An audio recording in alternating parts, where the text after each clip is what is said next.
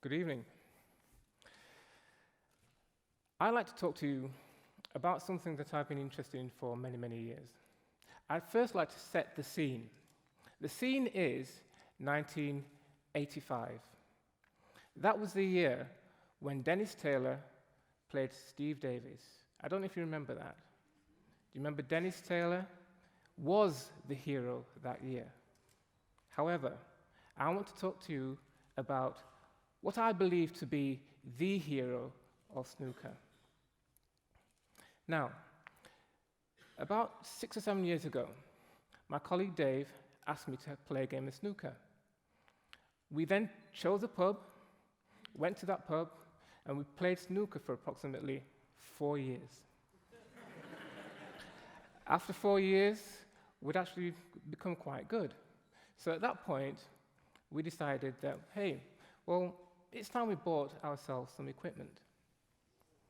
I decided to go to a Sheffield snooker shop. The shop had many cues. It had many balls, had many cases, had chalk, had tables. It also had triangles. At this point, the owner of the business said to me, "You can't buy one of those." "Excuse me? Why can't I buy one of those?" "Well, they don't make them anymore." "So what do they use?" "Well, they use something else." "Well, what's that?" "I thought a triangle was a triangle."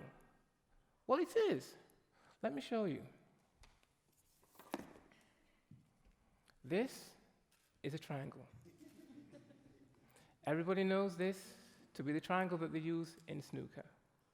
However, what many of you may not know is that it isn't the triangle they use in snooker. That's a question I asked the owner of the business. "Well, if they don't use that, I've been using that for 4 years, playing with my friend." "Okay, what do they use?" He pointed to the top shelf in the shop and said, "They use one of those." "Oh, okay. Let's have a look at it." So he brought it down for me. I had a look at it. The outside shape was rectangular. The inner shape was triangular. Okay, it is different. So how do you use it? Well, you put it on the table, and you push it up to this pink spot, and then you can put the balls in. And it's okay. So I don't really get it. Let me show you.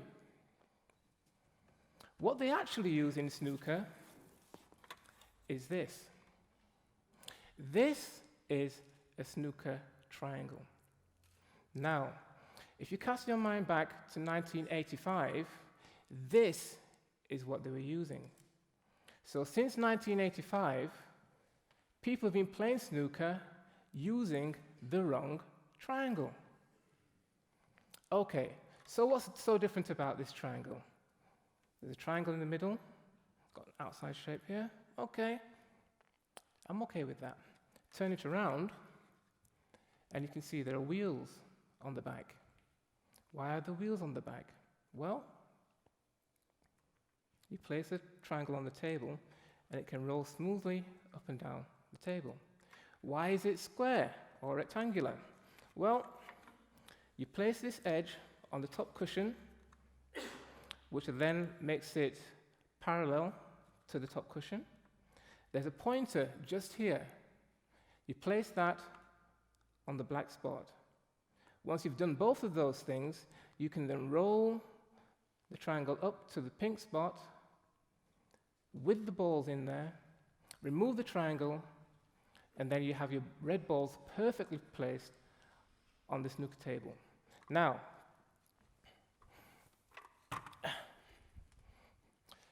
if you think that's all there is to snooker, then you're wrong. Snooker is a very precise, requires consistency and accuracy. It also requires those 3 things before you start the game. This is why that particular triangle was used. There is a problem, however. I couldn't buy the triangle. Why? Because they don't sell it anymore. 1985 was the year that this triangle was invented. But The actual manufacturer of that lost the mold, and therefore the limited number that was available were in very selected hands. The only way I could get one is if somebody died and bequeathed it to me in their will. Now, at this moment in time, I was a little frustrated. And I said, well, I do like that triangle, and I'd like to own one. So I went home. I said, okay, I'm IT literate. I can do certain things. However, I have never designed a product. I am not a designer. I enjoy design, and I enjoy snooker. So what I decided to do was put the two together. Went home, got on my laptop, and started to design. My basic design was very triangular. So I realized that this wasn't going to go very well. So I had to start rethinking, how am I going to design this?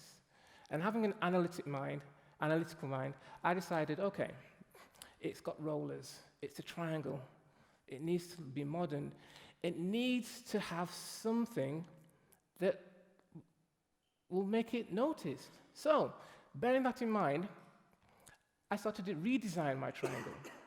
I said, okay, it needs this, and it needs that, and it needs the other. Okay, fine, got that down. Right. At that point, I said, okay, I'm going to have it made in Sheffield. I would love to have my triangle made in Sheffield. So I went around Sheffield searching for various people to help me in the process of having it manufactured. Unfortunately, that wasn't the case. I couldn't get it done here. So I had to go abroad to get the triangle made. There are legal issues. And me being me, I decided to take the legal side on myself. I went to various solicitors all around Sheffield, and their prices, as you know, with solicitors, were very high. So I said, okay, me being me, I'll do it myself. So I found out what solicitors actually did it myself, and I saved myself £900. The next thing I did was send the file that I'd created in my bedroom via the internet to China. 2 weeks later, I went to pick up my triangle. I went to the post office, there's the box. Took it home, placed it on the table, and opened it up. I expected angels and trumpets and things like that. But no, it was just a triangle. The next thing I thought, well, I wonder if the balls actually fit.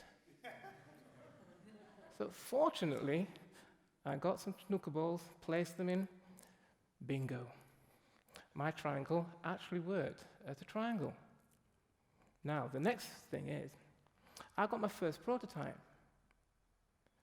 I took it to my friends immediately to show them what I'd done. And they all said, great job, because they'd been there with me. They'd seen the whole process. Eventually, I said, okay, how far can I take this? So I thought, okay, let's push the boat out a little bit. So I knew that the World Championship was here in Sheffield. I knew that there were referees. So I thought, I'll contact a referee. Let's see if I can get them to use my triangle. I called Jan. He's a tall referee at the World Snooker Championship. I don't know if you've seen him from the Netherlands. And he said, great, Paul, come on down. I will use your triangle in the World Championships this year, which is what he did. Now, I have my triangle in the box here. It's a little bit shy because it's not so used to big crowds. So, I'm going to get him out for you here. Okay?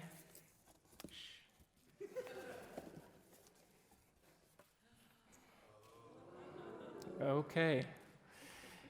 This is what I designed. This is what I ended up with. This is my snooker triangle. This very snooker triangle was actually used at the World Championships this year.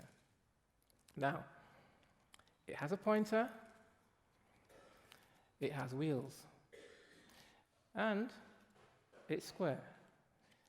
It's got a triangle in the middle. So, shall I just push him off there? So, from 1985 to the current triangle, 2015 triangle. It's not really about me. This journey that I went on is more about what you can do. I started off not knowing anything about design. I knew nothing about getting a product produced. I know nothing about promoting a product or anything like that. But I had the will. I had the ambition to go forwards. I had the drive to get this thing done. I had to learn the software. I had to research. I had to manipulate situations in order to get everything to where I needed to be. I ended up with a sketch that became reality. And then that reality went to the World Championships. Now, you too can start from scratch. If you have an ambition, you have an aim, you have a target, you can reach that target. I did. So, because of the snooker triangle, I managed to do that. Therefore, I would say that the snooker triangle for me is the unsung hero of snooker. Thank you.